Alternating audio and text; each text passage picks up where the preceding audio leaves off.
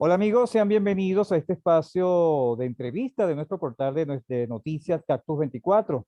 Les saluda Jackson Vargas, inscrito en el Colegio Nacional de Periodistas bajo el número 6248.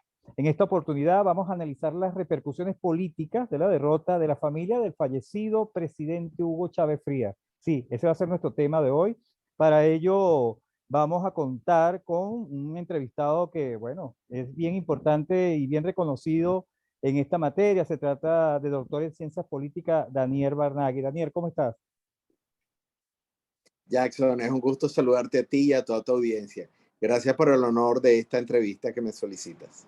Así es. Bueno, Daniel, como le estaba comentando a nuestro público que nos está escuchando en este momento, escuchando y viendo, bueno, el tema va a ser los resultados de las elecciones en Barinas. Son unas elecciones que, como todos sabemos, se realizaron el pasado 9 de enero, la segunda elección, porque el Tribunal Supremo de Justicia ordenó que se realizara tras inhabilitar, Daniel, a Freddy Superlano, nada más y nada menos dirigente de Voluntad Popular. Por ahí hay muchas señales, ¿no? De qué estaría pasando allí. Pero lo significativo de esto es que, bueno, fue el candidato ganador, el de la mesa de la Unidad Democrática. Se trata de Sergio Garrido. Daniel, ¿quién es Sergio Garrido? ¿De dónde sale Sergio Garrido? ¿Tiene liderazgo político para haber ganado las elecciones en Barinas? Bueno, hay varias formas de responder su pregunta, Jackson.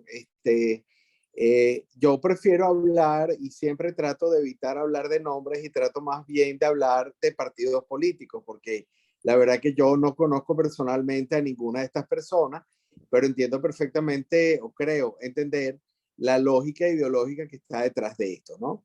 En cualquier caso, lo que está claro, por un lado, es que el sistema político actual, que está encabezado por Nicolás Maduro, está haciendo un trabajo que ya se conoce en la historia de la política de hace cientos de años, que es tener un inspirador, pero alejarse del centro de poder que tuvo ese inspirador. ¿A qué me refiero con esto? Muchas de las negociaciones y de los trabajos que está haciendo este sistema político tiene que ver con, por supuesto, de alguna manera idealizar, deificar la figura de Hugo Chávez, pero ir retirando de los centros principales del poder a personas que fueron muy allegadas a él y poner en el poder a personas que son mucho más allegadas pues a Nicolás Maduro.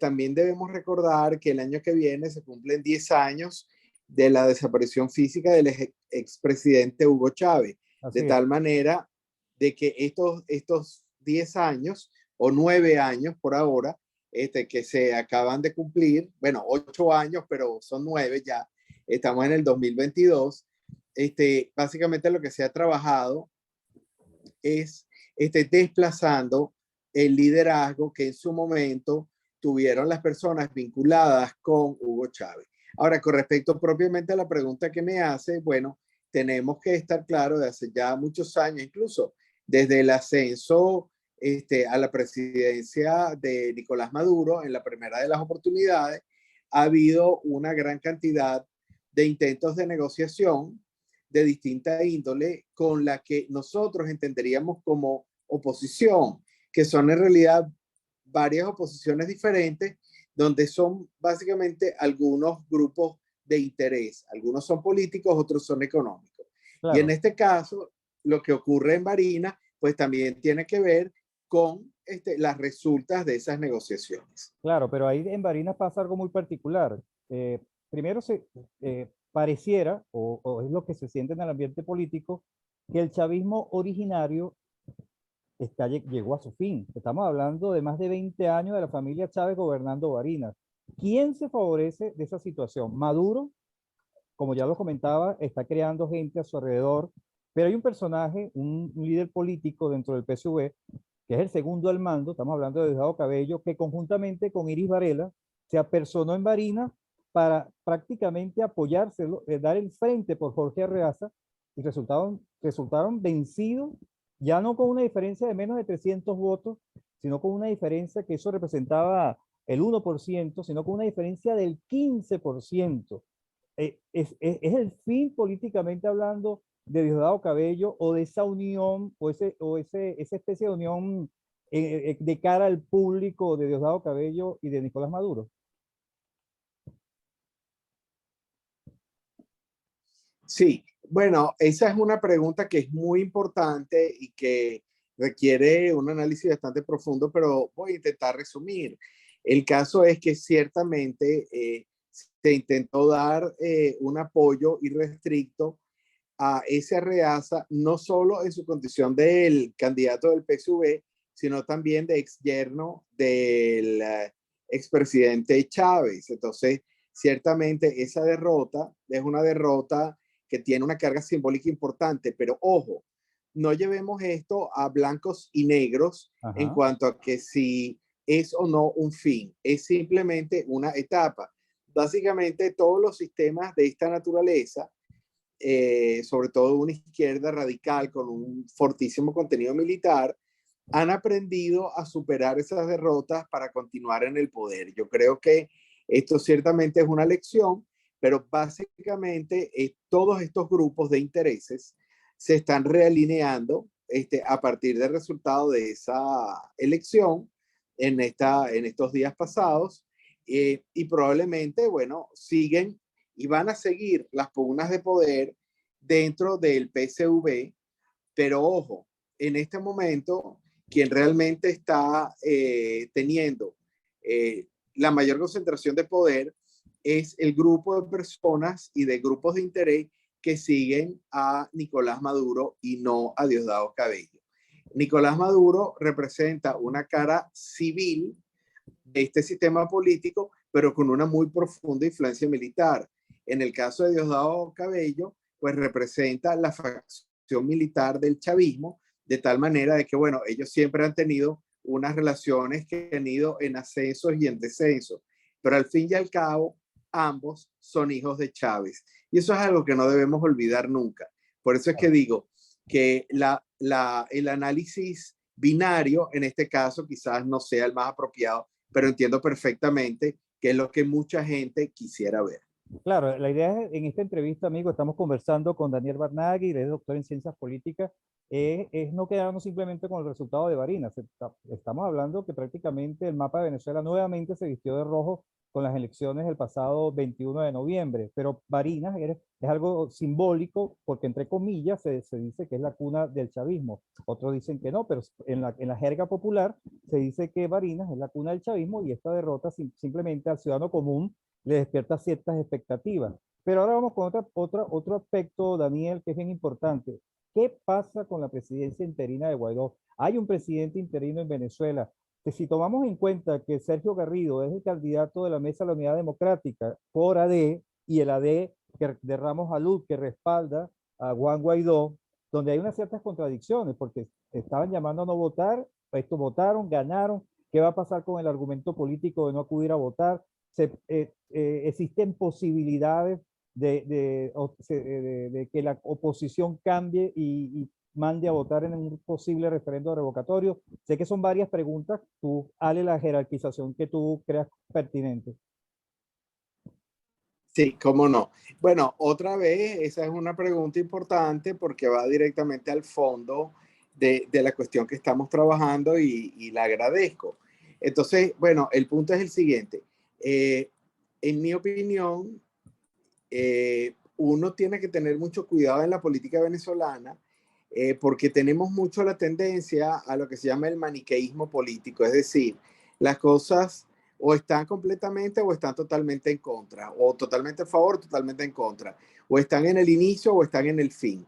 Sin embargo, la política venezolana nos ha enseñado que nosotros somos caribeños y en el Caribe no hay nada que sea absoluto y que todo es relativo, y según va viniendo, vamos viendo, como decían en esa famosísima novela de Por estas calles, ¿no?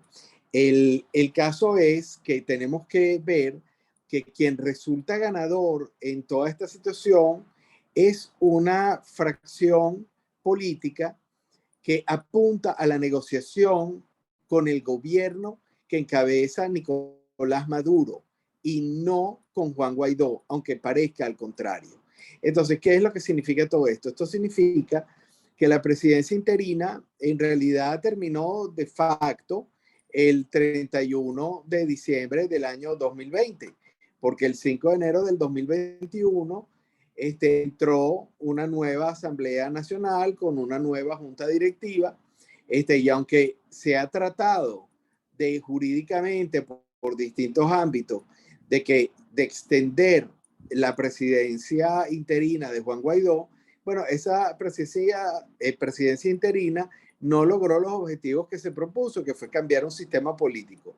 Y por lo tanto, el revés no es solo político, es sociológicamente hablando uno de los mayores golpes en la confianza que pudo haber tenido el venezolano sobre un nuevo liderazgo político que comenzó en enero del 2019. De tal manera que eso es lo que a mi buen saber y entender pareciera que es un liderazgo vacío de poder en este momento. ¿Cómo no?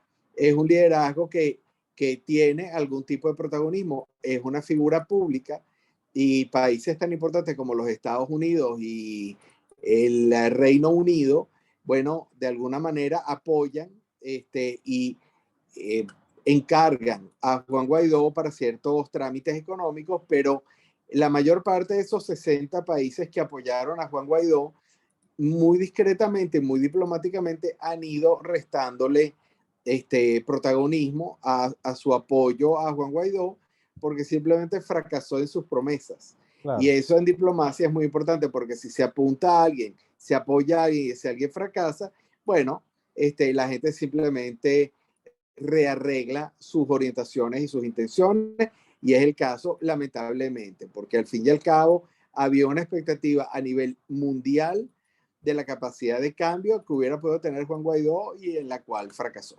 Claro. Amigo, estamos conversando con el doctor en ciencias políticas, Daniel Barnaghi, sobre este tema de las elecciones en Barinas, bueno, los comicios más recientes realizados en el país. Pero, Daniel, ya estamos finalizando y quiero un simple comentario, bueno, no un simple comentario, creo que es importante que nos dé tu opinión sobre este punto que te voy a decir, desprendiéndonos de esta situación de la presidencia interina, falta de liderazgo. ¿Qué va a pasar con la oposición a Venezuela? ¿Qué se tiene que hacer para reagrupar nuevamente a los venezolanos en torno a un líder? No sé si un líder o varios líderes, no sé cuál es la expectativa en ese sentido, porque ya eso del líder mesiánico, ya eso no funciona, y menos en nuestro país, pues. ¿Cuál es tu opinión sobre eso? Sí, bueno, acabas de dar en el clavo porque el tema justamente es que yo creo que tiene que haber una transformación en la cultura política del venezolano que es absolutamente mesiánica, es paternalista, es peticionista. Seguimos siendo un país, y eso lo recogen todos los estudios de opinión pública que se han hecho en los últimos años, seguimos esperando un Mesías. Y eso no tiene ningún sentido. Yo creo que ciertamente una buena parte de los protagonistas políticos de los últimos años deberían desaparecer del mapa político y deberían renunciar a sus cargos en los distintos partidos políticos donde han ejercido prácticamente una dictadura también, y hay que decirlo, y han impedido que las bases surjan y asciendan en las estructuras político-partidistas, que es la única verdadera herramienta que tiene la sociedad civil para poderse expresar políticamente. Entonces, ¿qué es lo que estamos viendo también en los estudios de opinión pública? Bueno, que hay una serie de líderes comunales, comunitarios, en las bases de la sociedad que están empleando formas totalmente novedosas de crear redes de relaciones en las bases de las comunidades, buscar ayuda, ayudar a sobrevivir, que se ha convertido, digamos, en uno de los elementos fundamentales del liderazgo político de la sociedad venezolana y que han sido muy exitosos. Lo que pasa es que siento que todavía no han llegado a los medios, están en una etapa de nacimiento, de crecimiento, aprendizaje, pero ahí es donde sigue estando mi esperanza, en esos líderes políticos jóvenes, nuevos, que ya vivieron prácticamente casi toda su vida dentro del chavismo y que por ende tienen una noción distinta de cómo generar soluciones que lamentablemente hasta ahora no se han alcanzado. Así que bueno, yo creo que en el corto y mediano plazo, pues deberíamos ver que las bases de los partidos exijan que estos viejos carcamanes salgan de esas posiciones casi dictatoriales en esos partidos políticos y permitan renovaciones de las cúpulas. Y siendo esto así, pues mucha más gente joven se volverá a inscribir en partidos políticos o fundará nuevos partidos políticos, y con eso es que yo creo que vendrían aires de esperanza al país. Bueno, con esas palabras de esperanza vamos a despedirte, Daniel. Gracias por acompañarnos. Pero si tienes algún otro comentario para nuestros amigos de Cactus 24, que bueno, ya vamos a seguir en contacto contigo en próximas oportunidades cuando el tema lo requiera. Bueno, no, muy agradecido por la oportunidad. Gracias por las preguntas tan atinadas, Jackson, como siempre. Excelente tu trabajo, y bueno, mis mayores deseos de éxito al medio en el cual estás trabajando, y saludos a toda la audiencia. Bien, amigos, fue la entrevista con el doctor Daniel Marnaghi, doctor en ciencias políticas, que nos acompañó prácticamente esta media hora, más de 23 minutos en esta interesante entrevista. Será hasta otra oportunidad.